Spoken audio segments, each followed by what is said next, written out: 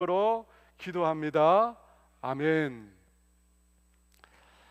우리는 지난 시간에 하나님께서 당신의 구원 역사를 예수님을 통해서 성취하셨다는 것을 배웠습니다.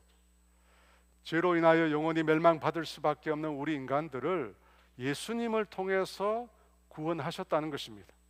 그러므로 하나님의 구원 역사의 핵심은 예수님이십니다. 예수님이 하나님의 구원 역사의 주인공이 되십니다. 그러면 왜 예수님이 하나님의 구원 역사의 핵심일까요?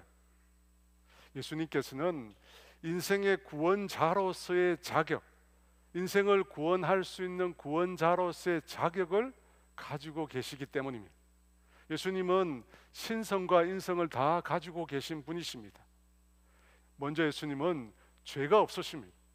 그래서 처녀의 몸에서 잉태하여 태어나셨고 일생 동안 단 한 번의 죄도 짓지 않고 사셨습니다.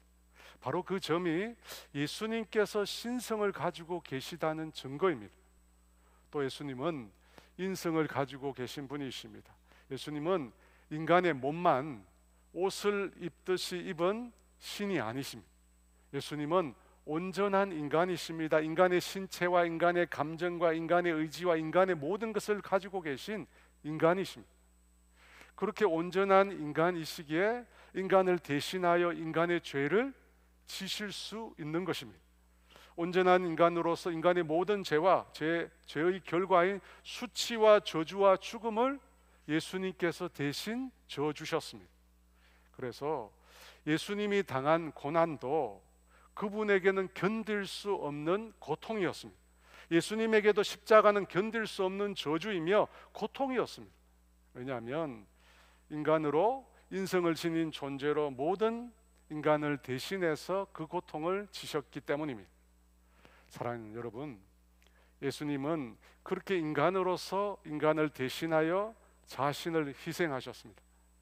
양초가 자신을 태워 빛을 내듯이 예수님께서도 자신을 태워서 흑암의 세상의 빛을 비추어 주셨습니다. 그래서 예수님이 하나님과 인간 사이의 유일한 구원자, 유일한 중보자가 되실 수 있는 것입니다. 오늘 이 시간도 계속해서 예수님에 대해서 알아보고자 합니다. 흔히 예수님을 예수 그리스도라고 말을 합니다. 왜 예수라는 이름만 쓰지 않고 그리스도라고 하는 말을 덧붙이는 것일까요? 사실 이 그리스도라고 하는 말은 예수님께서 이 땅에서 행하신 직임을 뜻하는 말입니다. 그리스도라고 하는 말은 히브리어 메시아, 많이 들어보셨죠? 메시아에서 온 말입니다. 그 말의 뜻은 기름 부음을 받은 자라는 뜻입니다. 기름 부음을 받은 자. 그러면 어떤 사람에게 기름을 부었을까요? 먼저 왕에게 기름을 부었습니다. 이스라엘 왕으로 사울을 삼을 때, 다윗을 삼을 때 그에게 기름을 부어서 왕으로 삼았습니다. 그것으로부터 시작해서 선지자, 제사장 같은 사람들을 임명할 때 기름을 붓기 시작했습니다. 그렇게 기름을 부어서 임명한 자, 그들을 메시아라고 부른 것입니다. 지금은 메시아라고 하면 누구든지 구세주라고 하는 말임을 알지만 처음 기름을 부었을 당시는 왕으로, 선지자로, 제사장으로 임명받는 사람을 뜻했다는 것입니다. 그런데 예수님을 그런 그리스도, 기름 부음을 받은 자, 메시아라고 부른 것은 예수님께서 왕으로서, 선지자로서, 제사장으로서의 직임을 다 하셨기 때문에 그런 말을 쓰신 것입니다.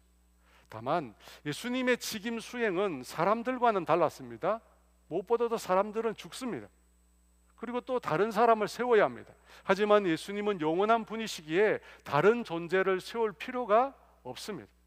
또 예수님의 기름 부음은 사람을 통해서, 사람이 기름을 부은 것이 아니라 하나님께서 직접 기름을 부으셨습니다. 하나님께서 예수님께 기름을 부어서 그를 그리스도 기름 부음을 받은 자라고 하나님께서 삼으신 것입니다. 사도행전 4장 27절에 이렇게 나와 있습니다. 과연 헤롯과 본디오 빌라도는 이방인과 이스라엘 백성과 합세하여 하나님께서 기름 부으신 거룩한 종 예수를 거슬러 뭐라고 되어 있습니까? 하나님께서 기름 부어서 세우신 거룩한 종 예수라고 되어 있습니다. 그러니까 하나님께서 예수님께 직접 기름을 부어서 예수님을 그리스도로, 왕으로, 선지자로, 제사장으로 삼으신 것입니다. 여러분, 이것이 사람들과 구별되는 예수님의 삼중직이라고 합니다. 하나님은 예수님으로 하여금 영원한 하나님 나라의 왕으로, 영원한 하나님 나라의 제사장으로, 영원한 하나님의 나라의 선지자로 그렇게 세우신 것입니다. 오늘 그 세 가지 직분 중에서 특별히 이 선지자에 관한 것을 먼저 살펴보고자 합니다. 오늘 본문이 사도행전 3장 22절 말씀입니다. 우리 다 같이 읽습니다. 모세가 말하되 주 하나님이 너희를 위하여 너희 형제 가운데서 나 같은 선지자 하나를 세울 것이니 너희가 무엇이든지 그의 모든 말을 들을 것이나. 유대인들이 가장 존경하는 인물 중 한 사람이 모세입니다. 이 모세를 향한 이 유대인들의 태도는 여러분, 인간적인 존경을 넘어서 사실상 숭배에 가깝다고 할 수 있습니다. 왜냐하면 430년간이나 이집트에서 노예로 종살이로 살아가던 그 이스라엘 백성들을 구원해낸 인물이 바로 모세이기 때문입니다. 모세가 430년 이집트의 종살이를 종결시킨 인물입니다. 그런데 하나님께서 그 모세에게 너와 같은 선지자 하나를 세울 것을 예언하셨습니다. 너와 같은 선지자. 여러분, 모세와 같다면 어떤 선지자일까요? 여러분, 성경을 통해서 보면 하나님께서 모세를 아주 특별한 선지자로 불렀음을 우리가 확인할 수 있습니다. 민수기 12장 6절과 8절 말씀인데요, 제가 읽어보겠습니다. 이르시되 내 말을 들으라. 너희 중에 선지자가 있으면 나 여호와가 환상으로 나를 그에게 알리기도 하고 꿈으로 그와 말하기도 하거니와 내 종 모세와는 그렇지 아니하니 그는 내 온 집에 충성함이라. 그와는 내가 대면하여 명백히 말하고 은밀한 말로 하지 아니하며 그는 또 여호와의 형상을 보거늘 너희가 어찌하여 내 종 모세 비방하기를 두려워하지 아니하느냐. 하나님께서 모세를 다른 선지자들과 같지 않다고 합니다. 보통 선지자들에게 하나님께서 꿈으로 환상으로 보이시고 알리시고 말씀하셨다고 합니다. 그런데 모세는 다르다고 합니다. 어떻게 해요?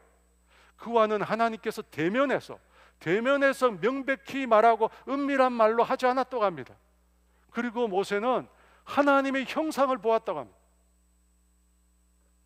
모세는 하나님의 형상을 보았어요. 여러분, 보통의 우리 사람들은 하나님의 형상을 볼 수 없습니다. 죄인인 인간이 하나님의 형상을 보게 되면 어떻게 됩니까? 하나님과 충돌하게 됩니다. 죄인인 인간이 거룩한 하나님을 만나면 충돌해서 그 자리에 그곳에서 인간이 죽게 됩니다. 여러분, 그것이 하나님의 궤를 만졌던 우사에게 일어난 일입니다. 그를 궤를 만지는 순간 하나님의 거룩함이 그를 충돌했습니다. 그래서 그 자리에서 그곳에서 바로 우사가 즉사했습니다. 하나님을 대면하여 보면, 하나님의 형상을 보면 사람이 살 수 없기 때문입니다. 그런데 모세는 날마다 그 하나님의 임재 가운데 거했다고 합니다. 하나님의 영광을 보며 하나님과 대화를 나누었다고 합니다. 하나님과 친밀한 대화를 나누었다고 합니다. 그래서 성소에서 모세가 나올 때 그 얼굴에 광채가 비쳤다고 합니다. 사람들이 눈을 들어서 볼 수 없을 만큼 빛나는 광채가 모세의 얼굴에서 비춰났다고 합니다. 그뿐입니까? 모세는 하나님께로부터 하나님께서 직접 쓰신 십계명의 두 돌판을 수령했습니다. 하나님께서 직접 쓰신 말씀을 수령한 자가 모세입니다. 또 모세를 통해서 여러분 나타난 하나님의 기적이 이루 말할 수가 없습니다. 어떤 기적이 일어났습니까? 물이 변하여 피가 되었습니다. 개구리, 이, 파리, 악질, 독종, 우방, 메뚜기, 흑암의 재앙이 일어났습니다. 마지막 열 번째는 이집트의 장자들이 죽임을 당했습니다. 여러분, 그뿐입니까? 바다가 갈라졌습니다. 하늘에서 하늘이 열리고 만나가 내렸습니다. 바위에서 물이 터져 나왔습니다. 모세가 손을 들면 전쟁에서 이겼습니다. 여러분, 이런 사건들을 보면 모세는 아주 정말로 특별한 사람입니다. 성경에 이와 같은 인물이 없습니다. 정말 아주 특별한 하나님의 선지자였습니다. 그런데 모세에 대해서 한 가지 예언한 말씀이 있었다고 합니다. 어떤 예언이라고 했습니까? 22절 말씀 다 같이 한번 더 있습니다. 모세가 말하되 주 하나님이 너희를 위하여 너희 형제 가운데서 나 같은 선지자 하나를 세울 것이니 너희가 무엇이든지 그의 모든 말을 들을 것이라. 하나님께서 모세와 같은 선지자 하나입니다. 모세와 같은 선지자 하나를 세우시겠다고 예언하셨습니다. 여러분, 그 선지자가 누구입니까? 예수님이십니다. 예수 그리스도, 그분이 바로 모세와 같은 선지자이십니다. 어떤 면에서 모세와 같습니까? 모세는 이집트의 노예 생활에서 이스라엘 백성을 해방시켰습니다. 예수님은 모든 인류를 죄의 노예에서 해방시켰습니다. 모세는 하나님과 대면한 자였습니다. 그런데 예수님은 하나님을 대면할 뿐 아니라 영원부터 영원까지 하나님과 함께 하셨습니다. 그래서 예수님은 그 얼굴에 하나님의 영광이 비치는 정도가 아니라 예수님은 그분 자체가 하나님의 영광이셨습니다. 요한복음 1장 14절 말씀 같이 있습니다. 우리가 그의 영광을 보니 아버지의 독생자의 영광이요 은혜와 진리가 충만하더라. 모세는 하나님의 지팡이로 놀라운 기적을 행했습니다. 그런데 예수님은 창조주 하나님처럼 말씀만으로 기적을 행하셨습니다. 모세는 물이 피가 되게 했는데 예수님은 물이 포도주가 되게 하셨습니다. 모세는 이집트의 장자를 죽였는데 예수님은 죽은 자를 살려내셨습니다. 모세는 홍해를 갈랐는데 예수님은 갈릴리 호수 위를 걸어오셨습니다. 모세는 광야에서 만나와 메추라기로 이스라엘 백성을 먹였는데 예수님은 광야에서 오병이어로 그 백성들을 먹이셨습니다. 예수님은 모세가 예언한 바로 그 선지자이십니다. 나와 같은 선지자 바로 예수님입니다. 제2의 모세입니다. 여러분, 더 정확하게 말하면 모세가 예수님의 그림자입니다. 실체는 예수님이고 모세는 예수님 앞서서 예수님이 오실 것을 미리 나타낸 그림자입니다. 그 모세를 통해서 하나님께서 당신의 말씀인 율법을 이스라엘 백성에게 주셨습니다. 그런데 예수님은 어떻게 하셨습니까? 예수님 자신이 곧 하나님의 말씀이셨습니다. 요한복음 1장 14절에 말씀이 육신이 되어 우리 가운데 거하신 예수님이 하나님 말씀이십니다. 그래서 예수님은 자신이 스스로 말하는 것이 아니라 하나님께서 예수님 안에서 일하신다고 말씀하신다고 말씀하셨습니다. 요한복음 14장 10절 말씀에 내가 아버지 안에 거하고 아버지는 내 안에 계신 것을 내가 믿지 아니하느냐. 내가 너희에게 이르는 말은 스스로 하는 것이 아니라 아버지께서 내 안에 계셔서 그의 일을 하시는 것이라. 예수님께서 이루시는 말이 곧 하나님이 말씀하시는 것입니다. 예수님의 말씀이 곧 하나님의 말씀입니다. 그래서 그 말을 들으라고 합니다. 다시 한번 읽겠습니다. 22절 말씀 같이 있습니다. 모세가 말하되 주 하나님이 너희를 위하여 너희 형제 가운데서 나 같은 선지자 하나를 세울 것이니 너희가 무엇이든지 그의 모든 말을 들을 것이라. 무엇이든지 그의 말을 들으라고 합니다. 여러분, 그의 말을 듣지 않으면 어떻게 될까요? 그의 말을 들으라고 했는데 그의 말을 듣지 않으면 어떻게 됩니까? 모세의 말을 듣지 않아서 어떻게 되었습니까? 이스라엘 백성들이 여호수아와 갈렙을 제외하고 모든 이스라엘 남자들이 광야에서 다 죽임을 당했습니다. 모세의 말을 듣지 않아서. 마찬가지로 예수님의 말을 듣지 않으면 어떻게 됩니까? 멸망합니다. 그래서 23절에 이렇게 말씀합니다. 같이 있습니다. 누구든지 그 선지자의 말을 듣지 아니하는 자는 백성 중에서 멸망받으리라 하였고, 사랑하는 여러분, 우리는 인간이 구원을 받느냐 하는 문제는 예수님을 믿느냐 그렇지 않느냐로 결정된다고 우리는 믿습니다. 여러분 믿으시죠? 예수님을 믿느냐 믿지 않느냐로 각 개인의 구원이 결정된다고 우리는 믿습니다. 예수님을 믿지 않으면 멸망받습니다. 그런데 여러분, 그 일은 이 세상 제일 마지막 때 결정되는 것이 아닙니다. 오늘 이 자리에서 결정됩니다. 우리가 이 땅에 살고 있는 동안에 그 구원과 심판은 결정됩니다. 요한복음 3장 18절 말씀입니다. 같이 읽어볼까요? 그를 믿는 자는 심판을 받지 아니하는 것이요 믿지 아니하는 자는 하나님의 독생자의 이름을 믿지 아니함으로 벌써 심판을 받은 것이니라.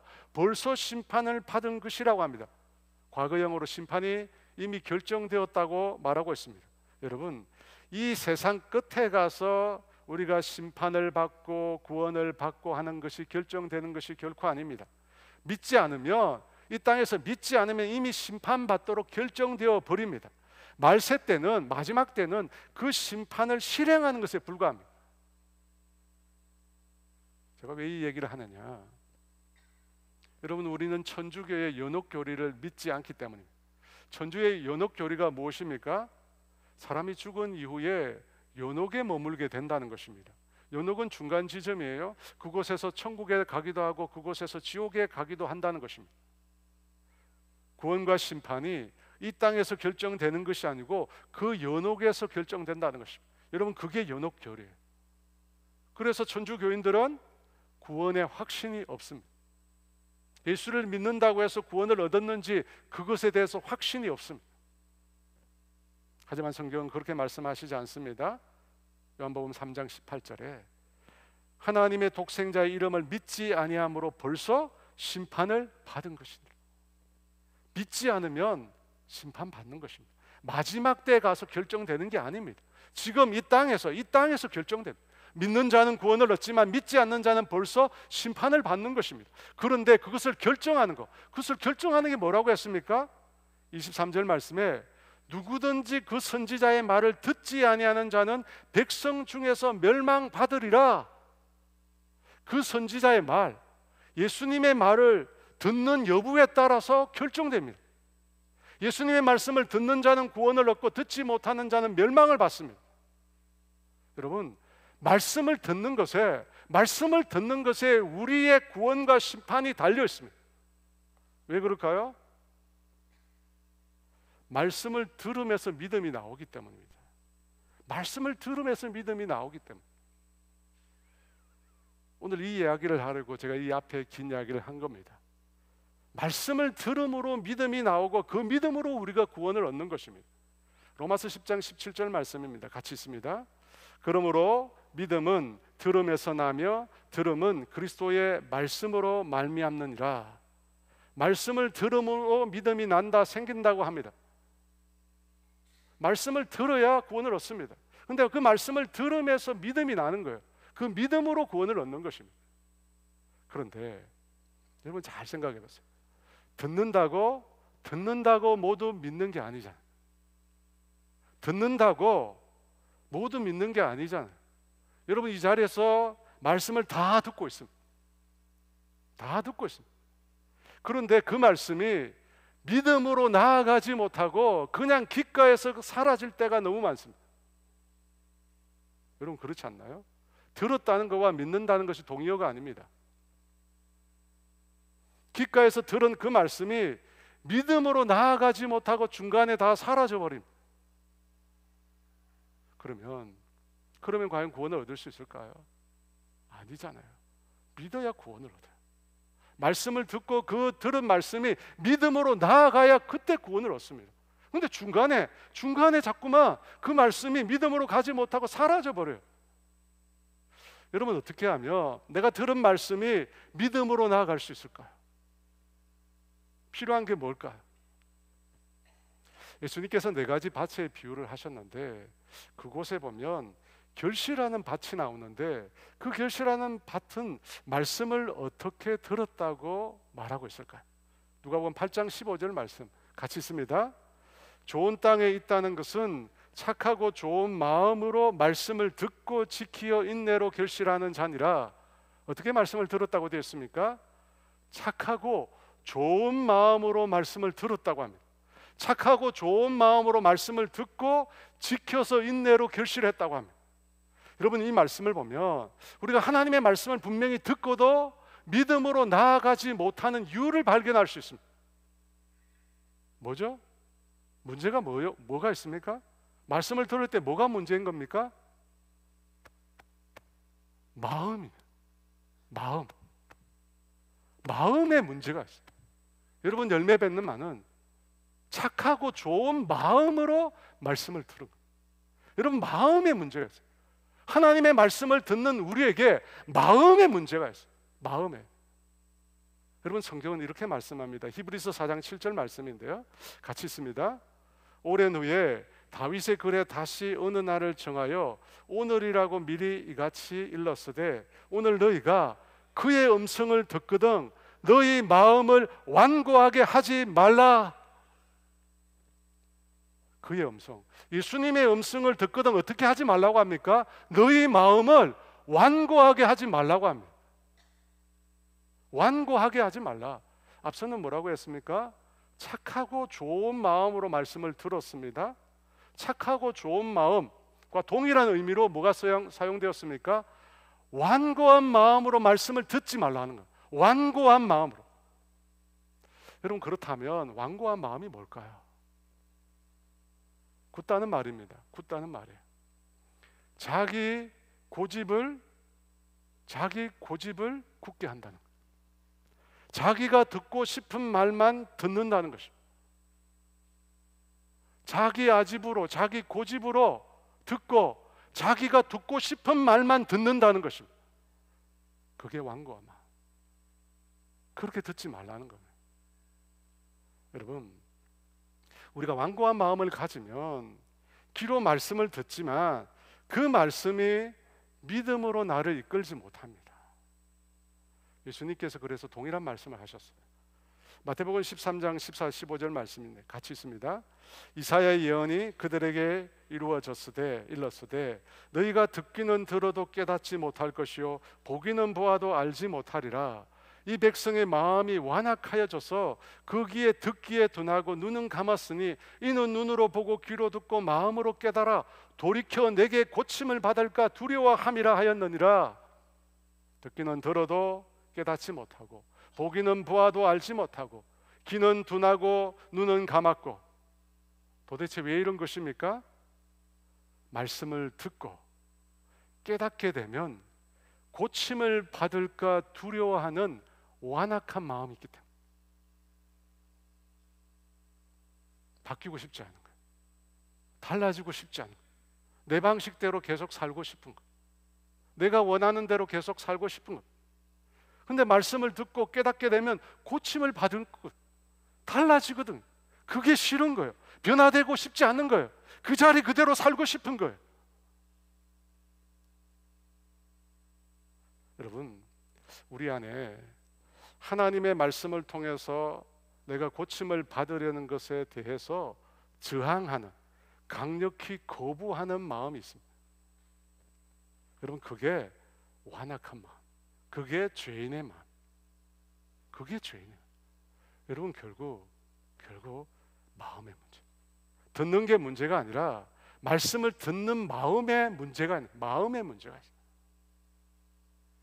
여러분, 만약 놀라운 기적이 일어나면 사람들이 예수님을 다 믿을 것 같죠? 정말 불가능한 일이 눈앞에서 일어나면 사람들이 다 예수님을 받아들일 것 같죠? 근데 그렇지 않습니다. 그렇지 않아요. 전혀 그렇지 않아요. 이스라엘 백성이 얼마나 많은 기적을 보았습니다. 모세를 통해서 얼마나 많은 기적을 보았어요. 근데 믿지 않았습니다. 예수님의 제자들도 마찬가지입니다. 예수님께서 부활하셨을 때 예수님의 부활을 목격한 제자들이 다른 제자들에게 예수님이 다시 말씀하신 대로 살아나셨다고 얘기했습니다. 예수님이 말씀하신 대로 진짜 예수님이 살아나셨다고 예수님을 목격한 제자들이 다른 제자들에게 얘기했어요. 근데 다른 제자들이 어떻게 반응했습니까? 내가 예수님의 손에 난 못자국을 직접 보고 내 손가락을 그 못자국 속에 넣어보고 내 손을 그 옆구리에 넣어보지 않고는 믿지 않겠다는 거예요. 여러분, 그때 예수님께서 제자들에게 이런 말씀하셨어요. 마가복음 16장 14절 말씀 같이 읽어볼까요? 그 후에 11 제자가 음식을 먹을 때 예수께서 그들에게 나타나사 그들의 믿음 없는 것과 마음이 완악한 것을 꾸짖으시니 이는 자기가 살아난 것을 본 자들의 말을 믿지 아니함이로라. 예수님이 무엇을 꾸짖었습니까? 믿음 없는 것과 마음이 완악한, 마음이 완악한 제자들이 마음으로 믿지 않으라. 예수님 분명히 말씀하신 대로 살아나셨습니다. 살아나셨어요. 제자들이, 자기 아닌 옆에 있는 제자들이 분명히 봤어요. 만났어요. 그런데도 거부하는 겁니다. 여러분, 기적이 일어나도 안 돼요. 기적으로 믿음이 생기는 게 아니에요. 여러분, 그만큼 기적이 믿음으로 생길 만큼 우리의 죄성이 그 정도가 아니에요. 우리의 죄성이 얼마나 악한데요. 기적이 하나님이 눈앞에 나타나도 안 믿어요. 안 믿어요. 여러분, 절대 여러분 자신을 과대평가하지 안 믿어요. 우리가 그런 존재가 아니에요. 제 설교를 많이 들어본 분들은 아실 텐데, 제가 예수 믿고 난 다음에 축구를 하다가 복숭아뼈를 부러뜨렸어요. 그날 혈기를 부리다가 상대가 공이 아니라 제 발을 차버렸어요. 발목이 돌아갔는데 병원에 가보니까 금이 아니라 완전히 부러졌어요. 아직도 선명해요. 엑스레이 상으로 완전히 금이 갔어요. 금이 간 게 아니라 완전히 부러졌어요. 너무 선명합니다. 깁스를 하고 집으로 돌아왔어요. 그리고 그날 일어난 일을 다시 생각하는데 제 속에서 갑자기 회개가 터졌어요. 혈기를 부리고 욕을 하고 하는 모습이 떠오르면서 주님 앞에 울며 불며 회개를 했습니다. 근데 그때 성령님이 불로 제 발에 임하셨어요. 성령님이 불로 제 발에 임하셨어요. 순간 깨달았습니다. 아, 하나님이 나를 낫게 해주시는구나. 기적이 일어났구나. 그리고 벌떡 일어나서 안방으로 뛰쳐 들어갔어요. 왜냐하면 그때 그 당시 저희 아버지가 예수를 안 믿었거든요. 아버지한테 달려가서 말했어요. 하나님이 내 발을 고쳐주셨다고. 하나님이 불로 임하셔서 내 발을 고쳐주셨다고 고함을 질렀어요. 저희 아버지한테. 그런데 그 기적을 보고 저희 아버지 예수를 믿었을까요? 안 믿었어요. 안 믿어요. 여러분, 기적이 우리에게 믿음을 가져다 주지 못합니다. 왜냐하면 우리 마음의 완고함, 우리 마음의 완고함, 하나님의 말씀을 거부하는, 하나님의 말씀에 저항하는 죄인의 완악한 마음이 우리 안에 있어요. 이 완악한 마음이 예수님을 믿고 난 이후에도 여전히 우리 가운데 있어요. 예수님을 믿고 난 이후에도 여전히 우리 가운데 있어요. 여러분 인정하십니까? 여러분 자신 안에 완악함이 있다는 거 인정하십니까? 저와 여러분 안에 여전히 하나님의 말씀을 거부하는, 하나님의 말씀에 저항하는 완악함, 완고함이 있다는 사실을 인정하십니까? 하나님의 말씀을 듣고 그 말씀에 복종해서 내가 변화되고자 하는, 내가 달라지고자 하는 그것을 거부하는 마음이 있다는 것을 저는 인정합니다. 인정해. 그러면 여러분, 어떻게 하면 우리 안에 이 마음의 완고함을 깨뜨릴 수 있을까요? 어떻게 하면? 사실 이 일은 우리가 할 수 있는 게 아니에요. 우리가 할 수 있는 게 아니에요. 누가 하실까요? 하나님의 영이신 성령님이 하신 거예요. 성령님이 하신 거예요. 에스겔 36장 26절 말씀입니다. 우리 같이 읽어볼까요?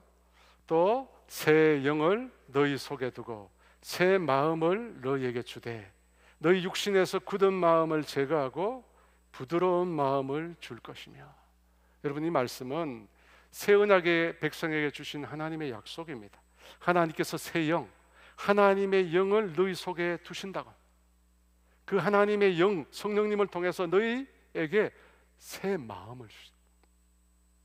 그걸 다르게 말해서 너희 육신에서 굳은 마음을 제거하고 부드러운 마음을 주신다는 거예요. 굳은 마음을 제거하고, 다르게는 완악한 마음이죠. 완악한 마음을 제거하고 부드러운 마음을 주신다.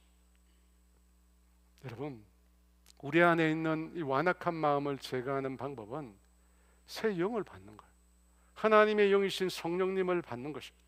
그리고 그 성령님의 다스림을 받는 것입니다. 성령님을 내 마음의 주인으로 모시고 그분을 따르고 그분의 다스림을 받는 것입니다.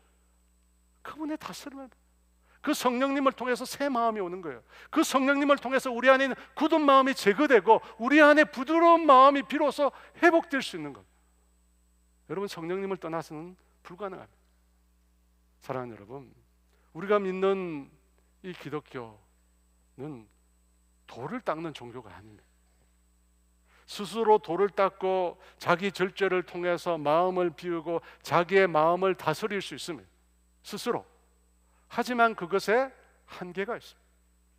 왜냐하면 우리 마음은 죄의 본성을 갖고 있거든요. 죄의 본성을 가지고, 그래서 아무리 오랜 시간 돌을 닦아도 나무 위에 수십 년을 앉아 있어도 내 마음을 온전히 다스릴 수 없어요. 로마서 7장 19에서 20절에 이렇게 말씀합니다. 내가 원하는 바 선은 행하지 아니하고 도리어 원하지 아니한 바 악을 행하는도다.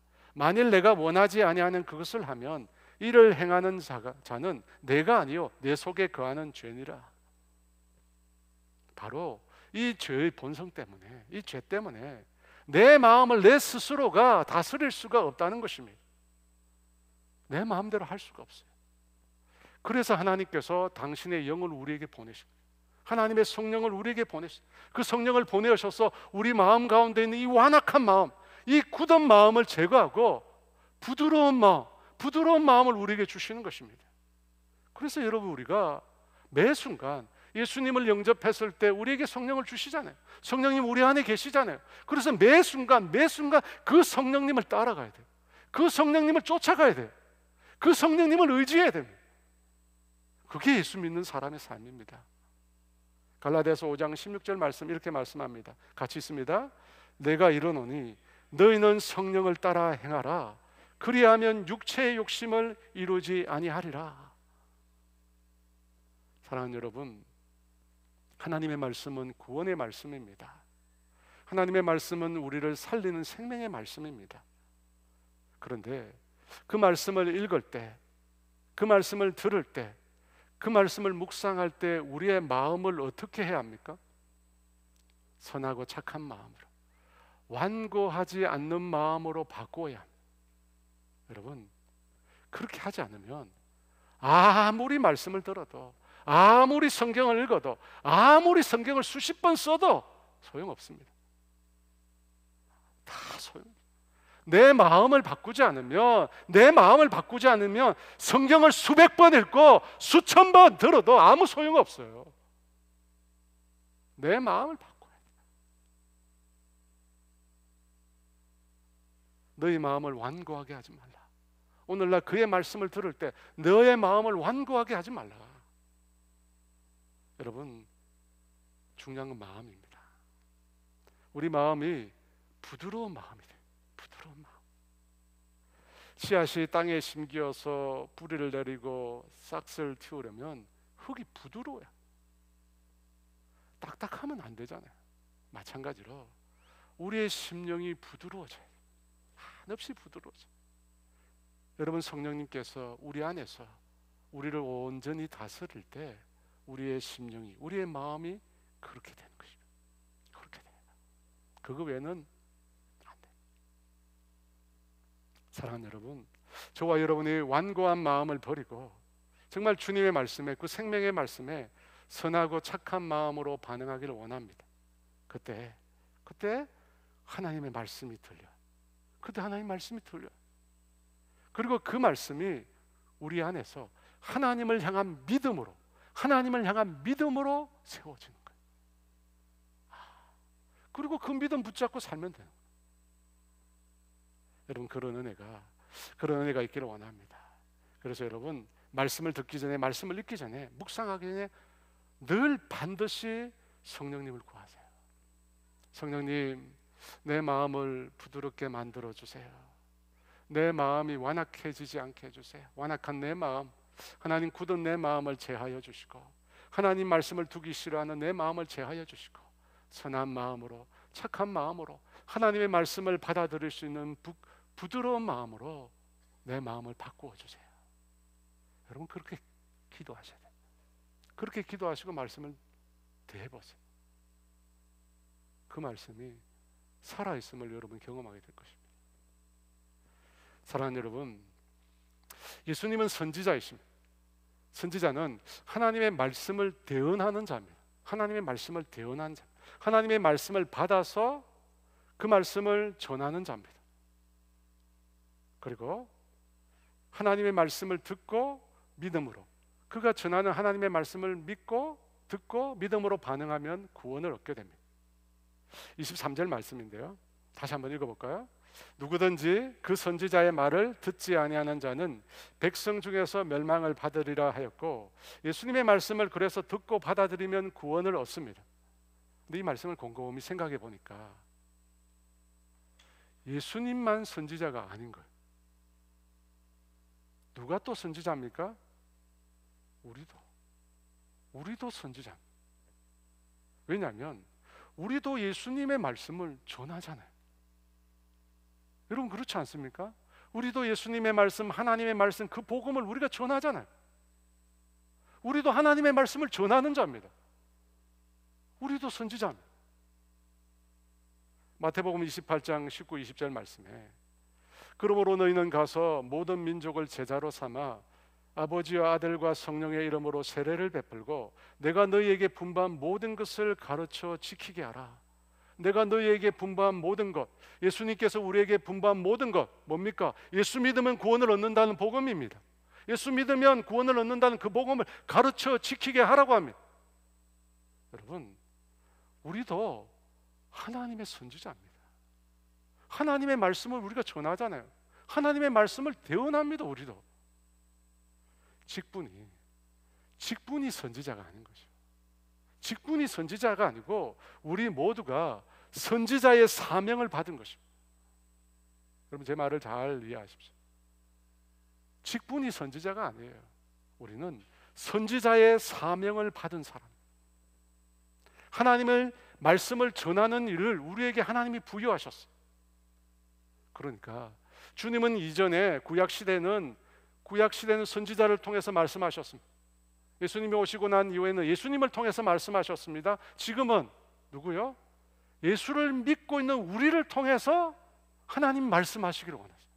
우리를 통해서 하나님은 지금 당신의 말씀을 저와 여러분을 통해서 말씀하시기를 원하세요. 그러면 우리가 이 선지자의 사명입니다. 이것을 어떻게 감당할 수 있을까요? 이 사명을 감당하기 위해서 먼저 우리 자신이 하나님의 말씀을 듣고 그 말씀에 믿음으로 반응해야 합니다. 그렇죠? 우리가 하나님의 말씀을 먼저 듣고 그 말씀에 믿음으로 우리가 먼저 반응해야 선지자 될 수 있습니다. 성령님께서 우리 안에 완고한 마음을 제해 주시고 부드러운 마음을 주셔서 우리가 하나님의 말씀을 받아들이도록 해야 합니다. 그리고 난 다음에 어떻게 해야 합니까? 그 말씀을 전해야 합니다. 그 말씀을 선포해야 합니다. 그것이 예수님께서 우리에게 주신 마지막 명령입니다. 그 말씀을 전해야 합니다. 사랑하는 여러분, 예수님께서도 스스로 자신이 말씀하시지 않고 예수님 안에서 하나님께서 당신의 일을 하신다고 했습니다. 예수님께서도 자신의 말이 아닌 하나님의 말씀을 대언하신다는 것입니다. 그러면 우리는 어떻게 하나님의 말씀을 대언할 수 있을까요? 우리 안에 하나님의 말씀이 있어야 합니다. 말씀이 있어야 돼요. 그리고 우리가 그 하나님의 말씀을 대언해야 합니다. 어떻게 해요? 성령님이 하나님의 말씀을 대언하게 하십니다. 사도행전 2장 4절 말씀입니다. 같이 있습니다. 그들이 다 성령의 충만함을 받고 성령이 말하게 하심을 따라 다른 언어들로 말하기 시작하니라. 오순절 마가의 다락방에 온 120명의 제자들 위해 성령님이 임재하셨습니다.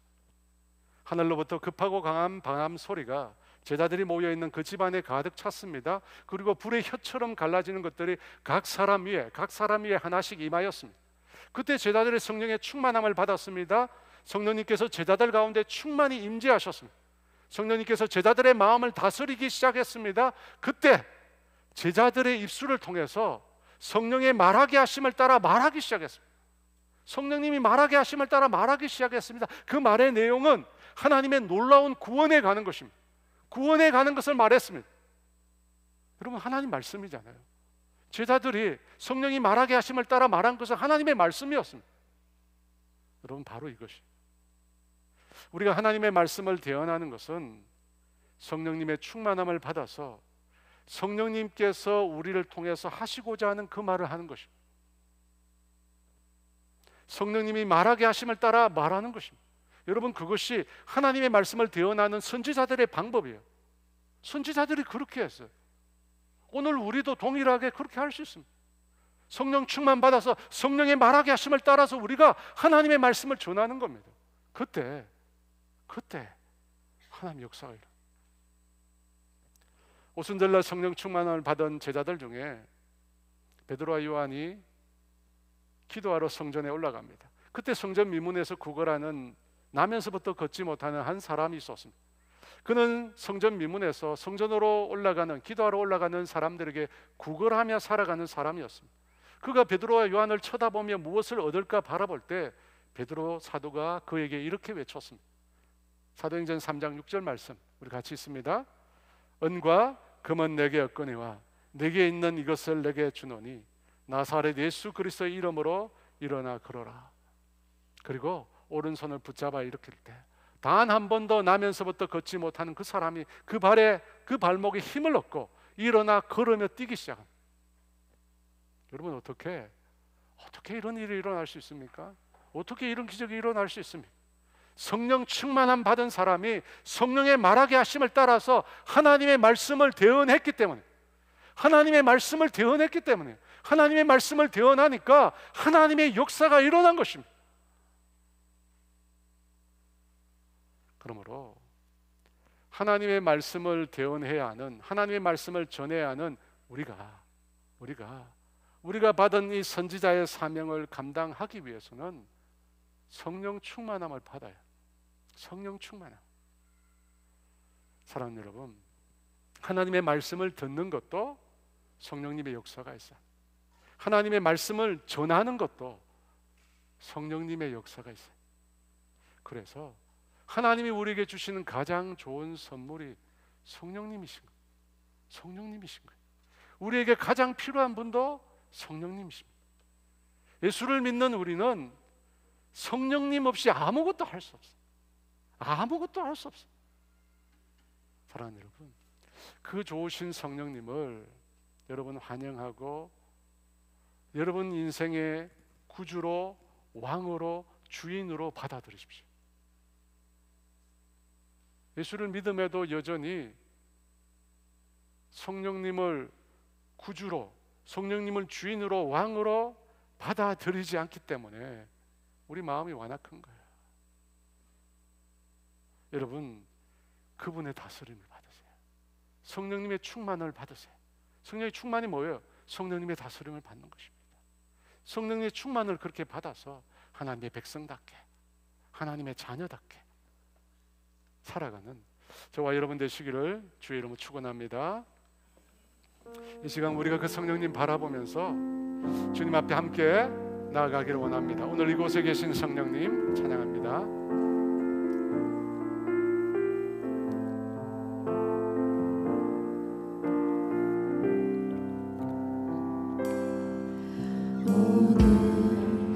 이곳에 계신 성령님, 우리에게 말씀하시고 우리 가르치소서.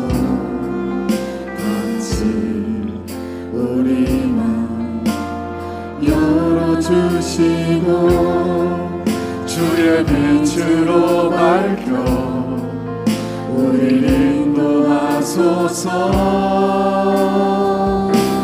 주님보다 앞서지 않고 겸손하게 주님의 말씀 기다리리. 주님 손에 우리를 드립니다. 사랑으로 인도하소서.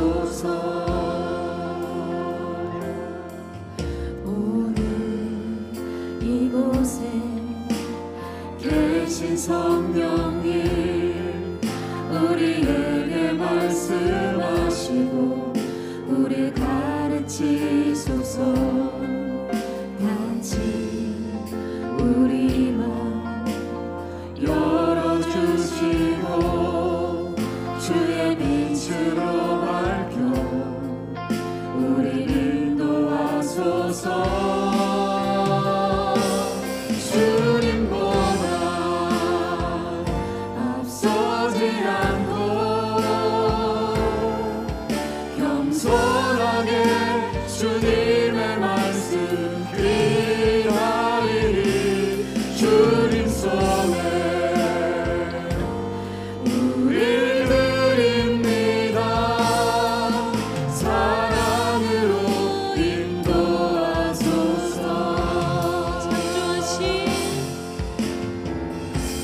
창조하신 모습 떠난 우리를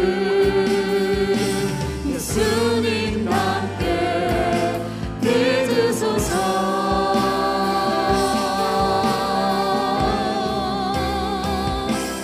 주님보다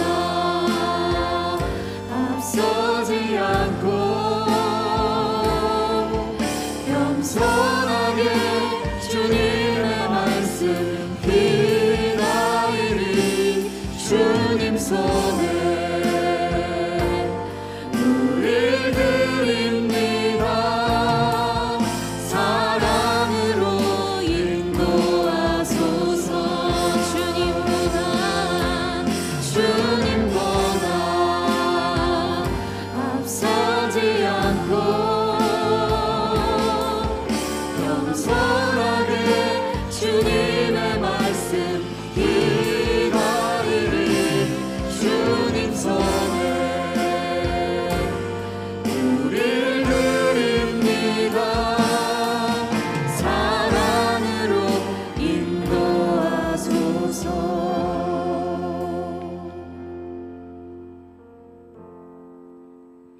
설교를 다 작성하고 보니까요, 오늘 이 교회 이력으로 성령 강림주일이 있더라고요. 제가 깜짝 놀랐어요.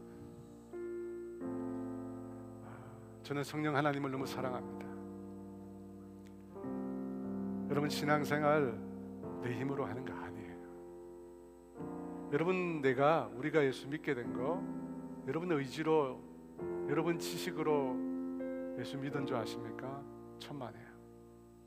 인간의 지식으로, 인간의 생각으로 예수를 믿을 수 있는 사람 아무도 없습니다. 아무도 없어요. 성령님이 역사하신 거예요. 성령님이 우리를 거듭나게 하시고, 성령님이 하나님의 말씀을 들을 수 있도록 우리 가운데 임하신 거예요. 여러분, 성령을 떠나서 신앙생활 불가합니다. 불가해요.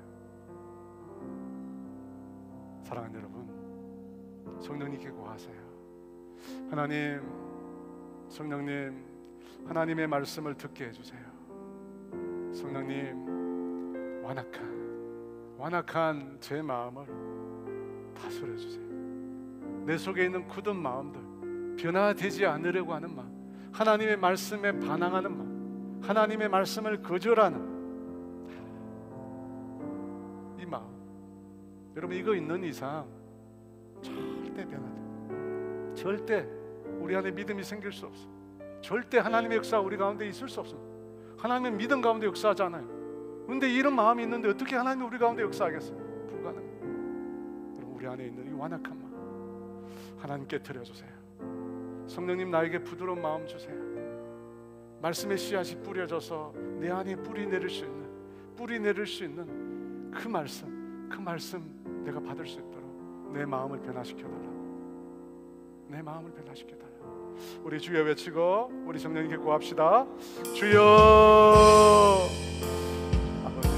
아버지, 서지 않고 겸손하게 주님의 말씀 기다리니 주님 손에 우릴 드립니다. 사랑으로 인도하소서.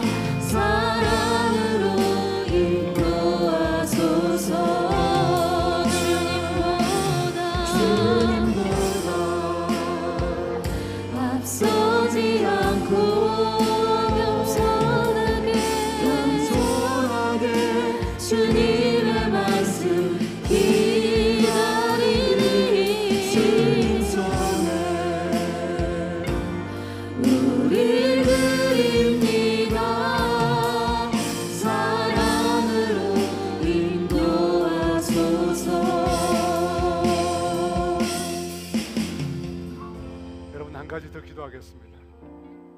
여러분, 성령님께서 우리 마음을 부드러운 마음으로 바꾸어 주셔서 하나님의 말씀이 우리 가운데 들어옵니다. 하나님의 말씀이 우리 가운데 들어와요. 그 말씀이 우리 안에 놀라운 믿음을 형성합니다. 여러분, 그 다음에 어떻게 해야 됩니까? 그 말씀을 내 입술로 뱉어야죠. 그 말씀을 내 입술로 뱉어야죠. 예수님이 그거 하라고 하잖아요. 땅 끝까지 이르러 내 증인이 되라고, 내 말을 전하라고. 여러분, 그 일을 어떻게 합니까? 성령 충만 받았어요. 성령님이 나를 다스리는 거예요. 성령님이 나를 다스리셔서 성령님이 말하게 하심을 따라서 내가 말하는 거예요. 성령님이 내 안에 계셔서 그 성령님의 다스림을 받아서 그 성령님이 말하게 하심을 따라서 그분의 말을 내가 입술로 뱉는 것입니다. 여러분, 그것이 하나님의 말씀을 대언하는 것입니다. 여러분, 그렇게 하나님 말씀을 대언하면 그곳에 하나님의 일하심이 나오는 거예요. 여러분, 시간 기도합시다. 하나님, 내가 성령의 충만을 받게 해주세요. 그래서 내 속에 주신 그 하나님의 말씀을 성령의 말하게 하심을 따라 말하게 해주세요. 말하게 해주세요. 우리 주여 외쳐 같이 기도합니다. 주여, 주님의 말씀 기다리니 주님 손에 우리 드립니다. 사랑으로 인도하소서. 주님보다 앞서지 않고 겸손하게 주님의 말씀 기다리니 주님 손에 우리 드립니다. 사랑으로 인도하소서. 주님보다 앞서지 않고 겸손하게 주님의 말씀 기다리니 주님 손에 우리 드립니다. 사랑으로 인도하소서. 성령님, 이 시간 성령님을 환영합니다. 성령님을 찬양합니다. 성령님께 경배를 올려드립니다. 우리 가운데 충만히 임하여 주세요. 아버지, 이 완악한 마음, 하나님이 깨지지 않는 마음, 끊임없이 하나님의 말씀을 거부하고 내 마음대로 내 뜻대로 내가 원하는 대로 살고자 하는 이 죄의 본성, 아버지, 우리 자신이 어떻게 할 수 없습니다. 성령님, 우리 가운데 임하여 주셔서 이 굳은 마음 제하여 주세요. 이 굳어버린 마음 제하여 주세요. 이 완악한 마음 제하여 주세요. 이 완악한 마음 제발 깨트려 주세요. 제발 깨트려 주시고, 제발 깨트려 주시고, 제발 깨트려 주시고, 제발 깨트려 주시고. 주님의 말씀이 정말로 내 심령에 뿌려지는 은혜가 있게 해주세요. 주님의 말씀이, 그 생명의 말씀이, 그 구원의 말씀이 내 심령에 정말로 뿌려지게 해주세요. 내 심령에 살아있는 말씀으로, 내 심령의 영혼을 살리는 마음으로, 그 말씀으로 내게 뿌려지게 해주세요. 뿌려지게 해주세요. 말씀이 없으면 망하는 것입니다. 말씀이 없으면 죽는 것입니다. 주님, 임하여 주세요. 나의 완악한 마음 제하여 주시고 말씀이 나의 생명이 되게 해주세요.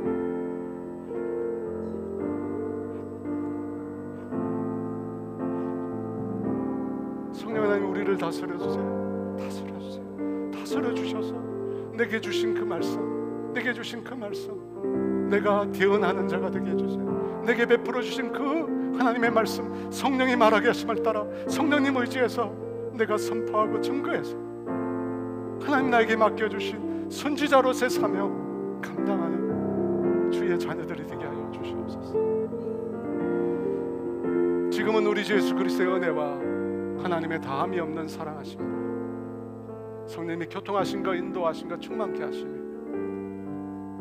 온전히 성령님 의지해서 하나님의 말씀을 듣고 그 말씀을 전하는 자로 살아가기를 소원하는 사랑하는 성도들 위해 이제로부터 영원토록 함께 하시기를 간절히 축원하옵나이다.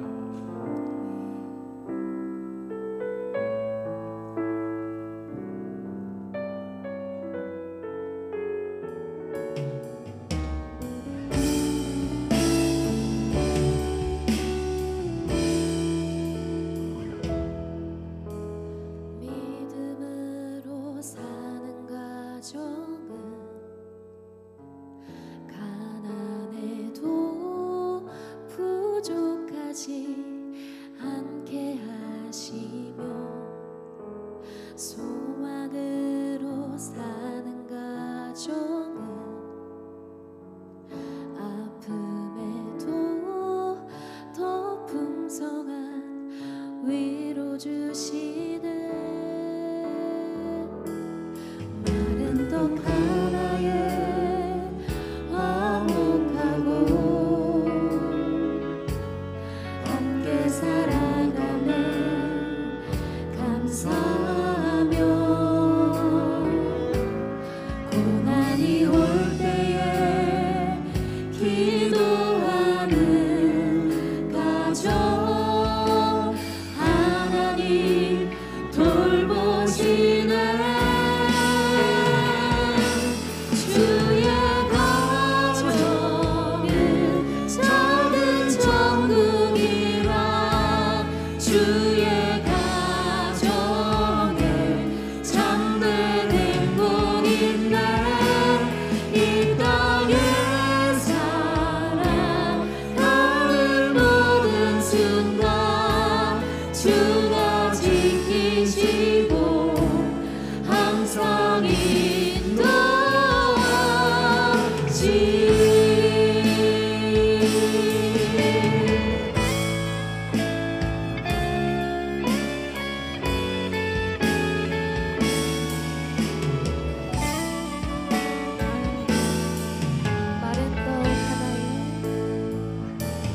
마른 떡 하나에 화목하고 함께 살아가며 감사하며 고난이 올 때에 기도하는 가정 하나님 돌보시네 주의 가정은 작은 천국이라 주의 가정에 참된 행복 있네 이 땅에 살아가는 모든 순간 주가 지키시고 항상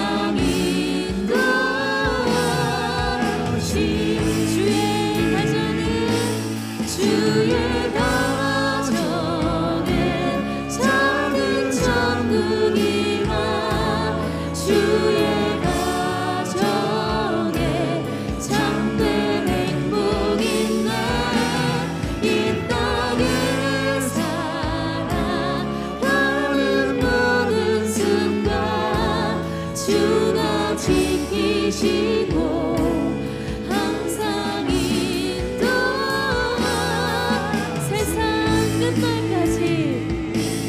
세상 끝날까지 항상 인도하시니